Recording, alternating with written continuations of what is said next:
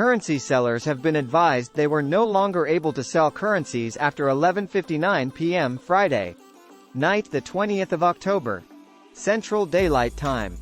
Once the currency sellers stopped being able to sell, Tier 4B, us, the internet group, would go. The optimal time we could be notified was Sat. Morning, the 21st of October. Iraq to charge customs duties, taxes, exclusively in Iraqi dinars. This is awesome. There we go, de-dollarizing, heading in the right direction. We were warned that we would see rough things before it happened, and we are. I firmly believe we are much closer than it appears. They could just pull the trigger at any time. Alak and Sadani are doing a good job because I looked at Maliki, Abadi, Kudami, I don't see them as the equivalent as Sadani. These three prime ministers were all bad. In Iraq they have the ability to do a controlled free float. People ask me, why doesn't Iraqi dinar free float? Because it could be very, very risky. They could benefit from it. They might go in the right direction.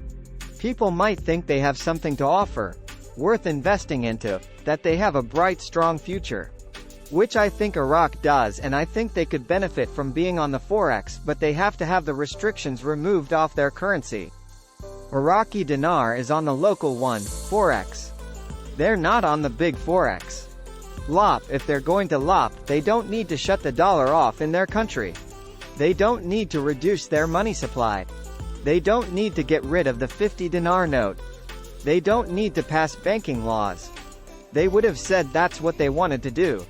They said they wanted to add value to their currency, and that's it. They're going to be building roads, railways, building residential cities, industrial cities. How are they going to do that without being Article 8 complaint?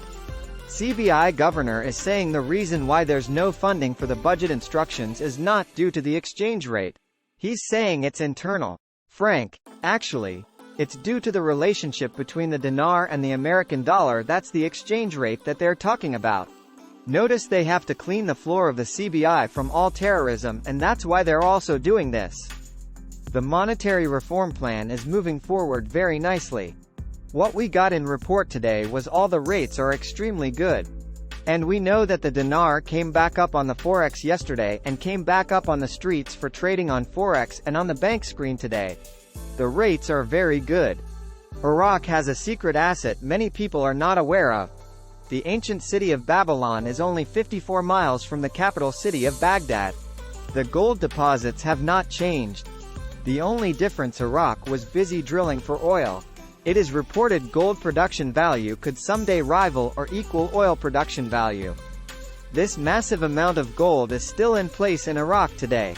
The eastern Baghdad region, the western desert and the Kurdistan area have all been discovered to have enormous gold deposits.